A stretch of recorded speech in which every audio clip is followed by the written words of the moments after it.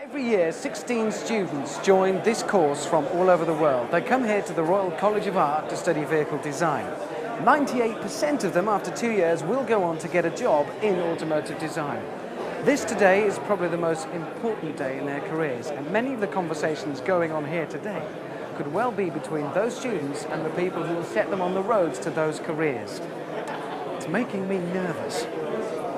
Well, the main man here today is Earl Beckles, who's here in front of his model, and I'm being very careful not to lean on it because you're the top prize winner this year. Fortunately, put a lot of hard work in, so it's nice. Congratulations. The thing itself is here. The exterior looks incredible. We'll talk about that in a moment. But it's the interior that's the important business. Yeah, that's the main driving force behind this car. What it was I wanted to create a car which would appeal to a variety of users, so you can have it exactly how you want it. So the way it works, really, in a nutshell, is that you have an interior membrane with lots of airbags situated in various positions, and they can be inflated and deflated, giving you a variety of different seats. So if you needed 6 seats, you could inflate a few different airbags and you've got 6 seats. If you needed less, you can deflate them. So it should appeal to lots of different people, different sizes, different shapes. Starting to sound seriously comfortable in there, but Earl, how possible is this? Well, it's current technology. Cadillac have got a seat out at the moment where you computer controlled amount of air goes in different places to get a comfortable seat. So it's taking that notion on a stage further and having a whole interior where you can have air wherever you want it. Wow, so this is a bit like a cross between the little lever on the side of my seat that adjusts the lumbar support and a bouncy castle. Basically. Yeah, you that's kind of it. fall in there and That's it's it. severely comfortable. Have it how you want it. What you do is you walk up to it where the green triangle is, can slot in a smart card or program it, and then peer through the glazed areas and watch your seat made to order. At any given time, David, there are around 30 students studying here at the Royal College of Art, many of whom are going to want to be taking top jobs, and we wish them all the very best as they move into the industry. But that's just it, isn't it? It's moving out of academia and into industry, two very different worlds. So how can you play a part in bridging that gap? I think an important part in that students very often come in, as they should do, with concept designs which are a bit outrageous. And we shouldn't try to stifle that. But at the same time, we've got to recognise that we have a job to do in convincing them of what's possible in glass. Not what's convenient in glass, but what is possible. What I usually say to the students when I come here is that inconvenience for us is not an excuse for not doing it, but the laws of physics are. So my job, our job as a company, is to build that bridge so that young students, when they are designing their extreme concepts, when they get into the industry, find themselves with an understanding of glass. That doesn't mean to say they don't push us and won't continue to push us, and that's right. But the understanding of what's possible at any time is very important. Obviously, dozens and dozens and ever-increasing numbers of materials and high-tech materials used in actually manufacturing the vehicles that these students design. In a way, are you a first taster of that attitude then when they first go into industry and they come up with an outlandish idea, look it's fantastic, do this, and somebody scratches their head and says, sorry son, no way? Yes, of course. And new materials is an interesting point that you make, because glass is probably the oldest manufacturing material in the world. It goes back to the Egyptians. And glass is heavy and glass is difficult to work, but it still remains, in my view, the best product for looking through in its scratch resistance and its overall performance. I studied before in Coventry to do a BA course in vehicle design as well, and the logical thing to do afterwards, or to aspire to, is to come to the RCA. It's kind of the crown of education for vehicle designers. This design caught my eye for a couple of reasons. Number one, it's obviously quite sporty, quite lifestyle-y, but it's also quite light, quite airy, very modern. Very much of the moment, and I suspect what we'll see more of in the future. So why did you set about doing something like this? Why this sporty flavour? Why not off-road? Why not big and bulky? Why this particular design? I think there's been a lot done in closed volumes. Cars are very aerodynamic, so they're closed, and you are sitting inside, you're being very detached from the environment, and everything is getting to be very much comfort, very comfortable.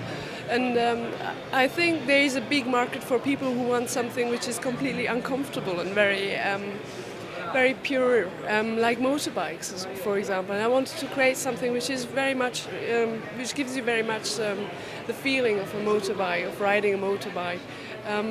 While not having to have the dangerous part of it. You've got like the safety of a car, you're really protected. You sit in the car, but you still have got all the nature, all the wind and the dirt flying to you. So you've got to wear goggles and you've got to wear a helmet. You're actually putting me off this, Charlotte. I'd like to think that it's an improvement on last year, which was a very good year in itself. It's a very well balanced year. The difference between the highest achieving student and the weakest student is not that great. We are only looking at something like 16 students a year joining, is it? So there's only 30 odd on the course at any one given time. That's right. It's a select band of people. How have you selected them? Well, the selection of people from this course is probably one of the most important decisions we make. We do that in around about Easter time every year. We get about 80 to 90 applicants. We whittle that down on the portfolio review to about 30 students, of which we select half of that number to join the course. It is very competitive. It's very, very international. Within the 30 students we have on the course first and second year, we have something like 15 different nationalities. My name is Jordan Meadows. I'm from the United States, originally from New York, and did my bachelor's degree in product design and development. Spent a little bit of time in Detroit at a place called CCS, Center for Creative Studies, doing car design, and did a placement at Nissan Design International in California. After hanging out in California for a while, I really wanted to do car design more and needed some more education, and I already had a degree, so the RCA was the only place that really made sense to go, because they offer a proper MA in the business.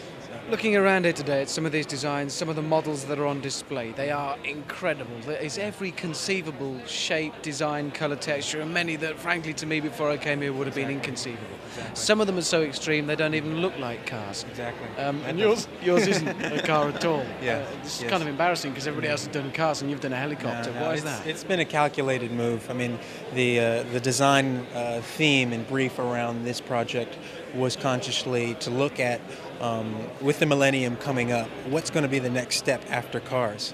And this is one proposal for what might be possible. If we were to look at helicopters and say, let's address them like we do cars, think about textures and colors and design and things that mean a lot to people in terms of personality and how personality can be conveyed in an object.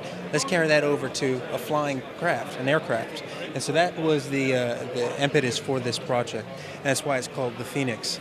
If you know a little bit about the mythology about the bird sacrificing itself, being reborn anew, it's looking at the personal transportation, sacrificing itself and being reborn as something else. And my theory was that it might be a helicopter. What inevitably happens here is that people will end up, maybe not immediately, but certainly sometime in their career, in a country other than the one they were born in.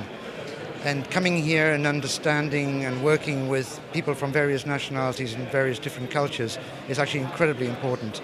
It's not just this course, I mean the whole college is very international. Talking about the designs, I've been walking around looking for the really extreme and bizarre. And I have to say, I haven't found it. I haven't found anything that's made me think, God, what's that? Which I thought I would. Why haven't I? Well, you're dealing with postgraduate students for one thing. The average age of our students is 26. They've probably got some of the crazy ideas out of the system before they've joined us. There's an element of pragmatism, I suppose, does creep into their work, but don't forget this is the last day of their education.